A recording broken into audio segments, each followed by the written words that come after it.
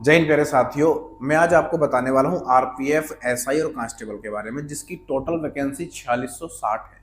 आप जानते हो 4660 वैकेंसी इस बार कम है, और ये वैकेंसी सिर्फ एक की नहीं बल्कि एसआई और कांस्टेबल दोनों को मिलाकर के 4660 वैकेंसी बन रही है। जिसमें कि आप देखोगे एसआई की वैकेंसी 452 के आसपास है और जो बाकी बची हैं वो कांस्टेबल की हैं।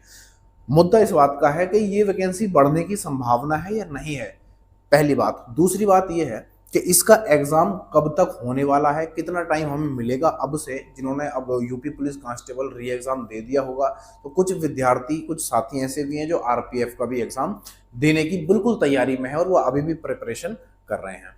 तो मैं आपको बता दूं कि इसका जो एग्जाम है बहुत जल्दी होगा। कब होगा ये भी मैं आपको बताऊंगा, और इसकी जो वैकेंसी है वो बढ़ने की संभावना है या नहीं है, क्या इसका सिलेबस रहने वाला है, कितना आपको टाइम मिलेगा एग्जाम को करने का, माइनस मार्किंग कितनी है, सारी चीजें मैं आज आपको बताने वाला हूं।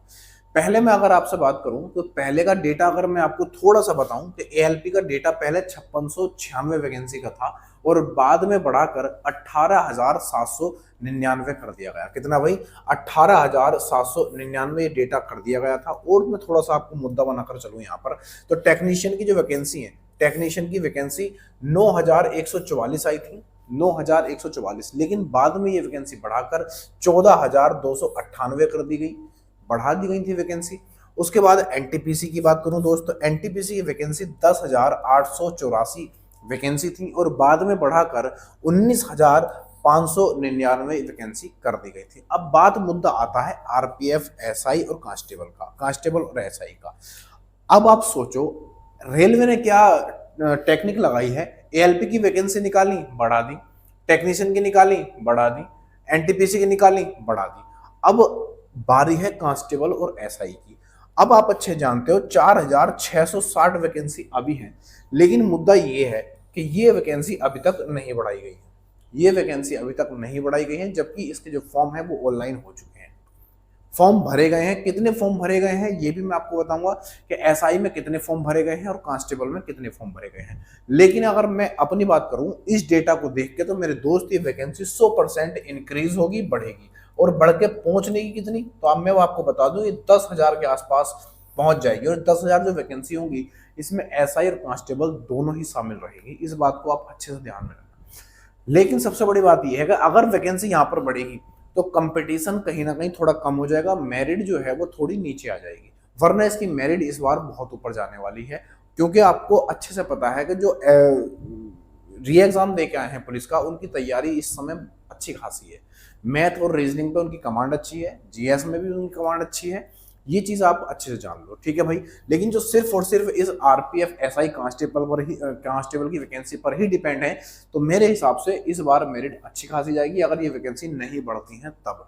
समझ रहे हो बात को? इसका एग्जाम कब तक होगा ये भी मैं आपको बताऊंगा। लेकिन इसमें एक चीज बड़ी खतरनाक है, एक तो वैकेंसी पहले ही कम है, और दूसरा इसमें क्या है कि इसमें अग्निवीर का कोटा भी शामिल किया गया, वो भी 10%। कितना? 10% कोटा शामिल किया गया। मुद्दा इस बात का है कि इस बार जो 4660 वैकेंसी निकली हुई है, क्या 10% कोटा इस वाली वैकेंसी में अग्निवीर का रहेगा? तो मेरी तरफ से ना है, मेरी तरफ से ना है। इस वाली वैकेंसी में अग्निवीर का कोटा नहीं रहेगा। आप अच्छे से जानते हो क्यों? क्योंकि अग्निवीर जो आएंगे वो 4 साल के बाद आएंगे, 4 साल अपनी जॉब करने के बाद वो आएंगे, और जब तक ये वैकेंसी निबट चुकी होगी। तो इस वजह से मैं आपको बता दूं, अग्निवीर का जो 10% कोटा शामिल किया गया है, अग्निवीर वाला, वो इस बार की वैकेंसी में, यानी आरपीएफ, एसआई, कांस्टेबल की जो 4660 वैकेंसी है, 4660 वैकेंसी, इसमें अग्निवीर का कोटा शामिल नहीं किया जाएगा। ये प्योर कह सकते हो शुद्धता रूप से आरपीएफ, एसआई और कांस्टेबल की ही 4660 वैकेंसी है। अग्निवीर का इस वाली वैकेंसी से कोई लेना देना नहीं है। तो ये बात आप अपने दिमाग से निकाल दो। इसीलिए मैंने स्टार्टिंग में ये बात नहीं बताई, ताकि आपको मूड खराब ना हो जाए। एक तो पहली वैकेंसी कम है, ऊपर से अग्निवीर भी इसमें कूद गया, तो उनको 10% कोटा मिलेगा। समझ रहे बात को? दूसरा बात आती है कि इसका एग्जाम कब होगा। बात आती है कि इसका एग्जाम कब होगा, तो मैं आपको बता दूं दोस्त, इसका एग्जाम दिसंबर तक हो जाएगा। दिसंबर तक मेरे दोस्त इसका एग्जाम हो जाएगा, ये गारंटी है पूरी पक्की वाली। दिसंबर के लास्ट तक इसका एग्जाम हो जाएगा। अभी क्या चल रहा है? अभी सितंबर स्टार्ट हो गया है, तो पूरा महीना भी सितंबर का है, 2-3 तारीख हुई है। सितंबर, अक्टूबर, नवंबर, दिसंबर, 4 महीने समथिंग आपके पास अभी है। 4 महीने अभी आपके पास है। 4 तिया 12 यानी 120 दिन। 120 दिन मेरे दोस्त आपके पास लमसम है। और इसमें कितनी पढ़ाई करनी आपको पड़ेगी? बहुत ज्यादा पढ़नी पड़ेगी। अगर आपका सपना है कि हम आरपीएफ कांस्टेबल या फिर एसआई बन जाए, 2 स्टार आपको डायरेक्ट चाहिए, तो मेरे दोस्त बहुत ज्यादा पढ़ना पड़ेगा। 8 से 10 घंटे कम से कम पढ़ना पड़ेगा।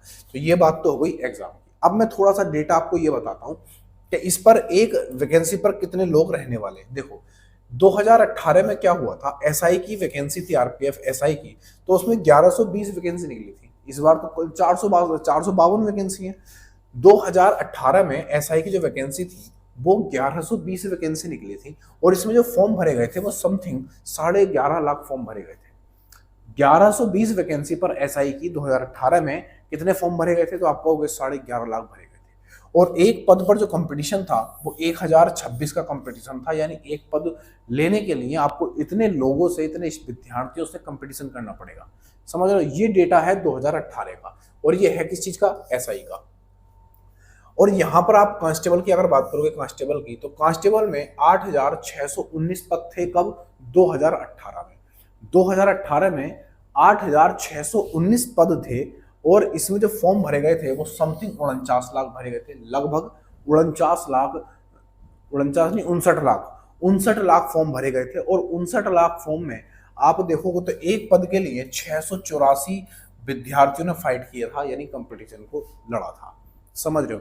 ये 2018 का डेटा है। अब इसी के बेस पे मैं आपको थोड़ा सा 2024 का डेटा बता देता हूं।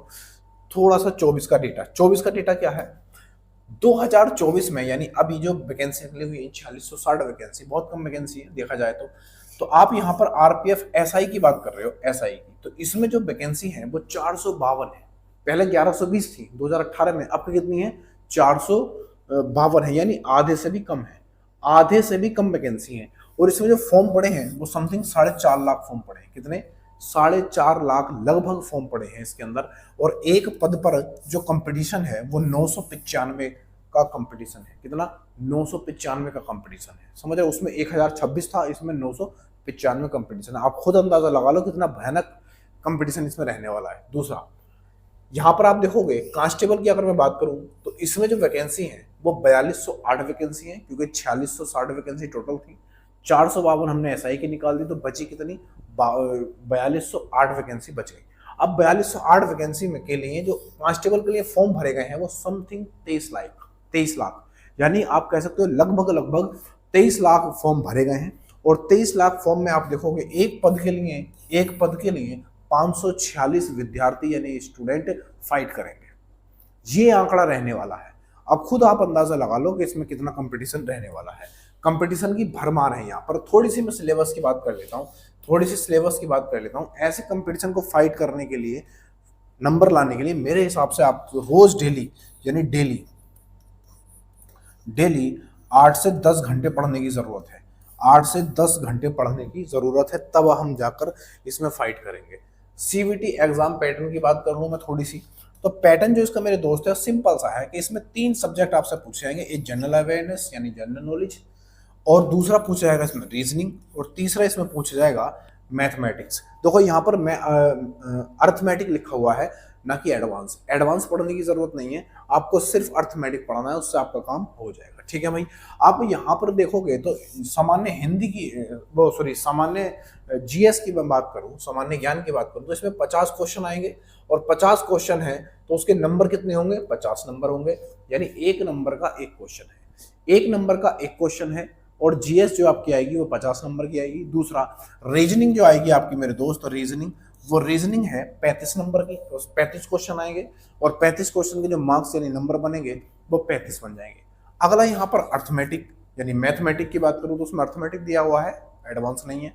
तो मैथमेटिक में आप देखोगे तो 35 नंबर का आएगा, और 35 ही इसमें मार्क्स मिलेंगे। और यहाँ पर टोटल जो हमारे क्वेश्चन बन जाते हैं, टोटल जो क्वेश्चन हमारे बनेंगे तो आपका होगा ये बन जाएंगे 120। कितने?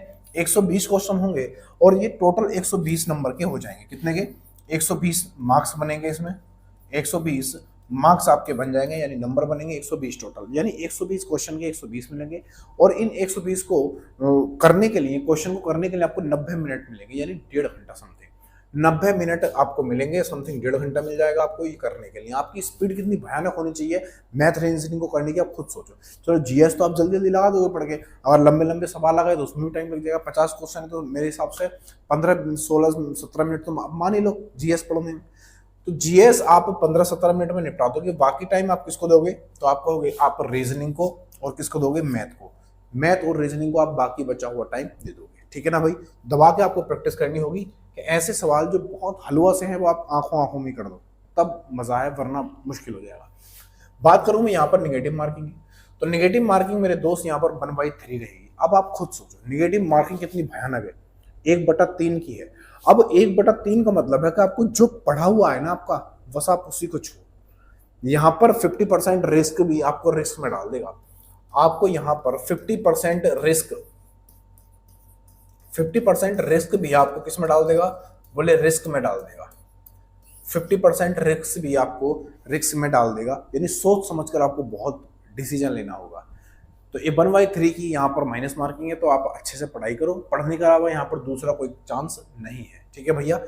पढ़ाई कितनी करनी है, तो मैंने आपसे कहा था 8 से 10 घंटे रोज डेली आपको पढ़ना पड़ेगा, तब जाकर आप फाइट यहाँ पर कर पाओगे, वरना बड़ा मुश्किल हो जाएगा, ठीक है ना भाई। रही बात यूपी पुलिस कांस्टेबल जो री एग्जाम है उसके वो लेके बड़ा कट ऑफ को लेके, या फिर कह सकते हो आंसर की को लेके, रिजल्ट को लेके, फिजिकल को लेके बहुत सारी चर्चाएं यहाँ पर चल रही हैं।